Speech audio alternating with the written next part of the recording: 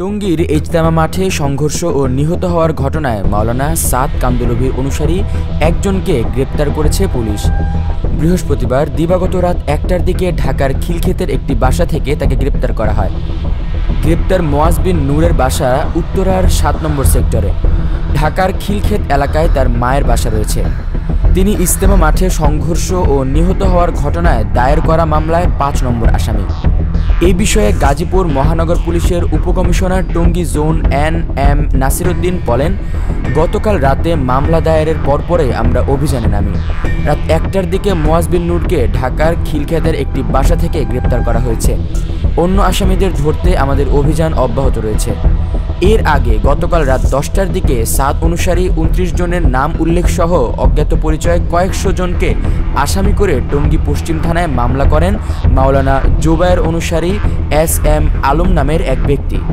আসামিদের মধ্যে উল্লেখযোগ্য কয়েকজন হলেন সাদ অনুসারীদের প্রধান মুরব্বী সৈয়দ ওয়াসিফুল ইসলাম, তার ছেলে ওসামা ইসলাম আনু, আবদুল্লাহ মনসুর, কাজী ইরতেজা হাসান, মোয়াজ বিন নূর, জিয়া বিন কাশেম, আজিমুদ্দিন, আনোয়ার আবদুল্লাহ, শফিউল্লাহ প্রমুখ।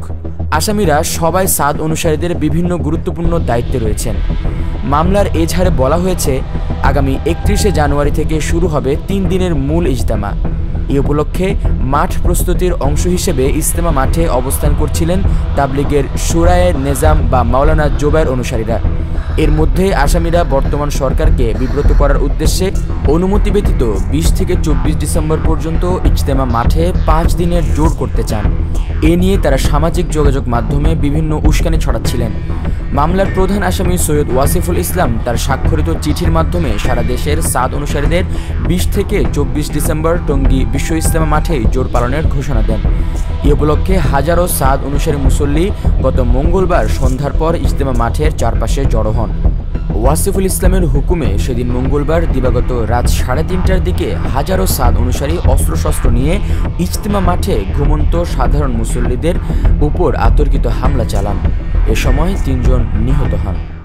Nabil Adnan, news desk, heaven টিভি.প্রেস।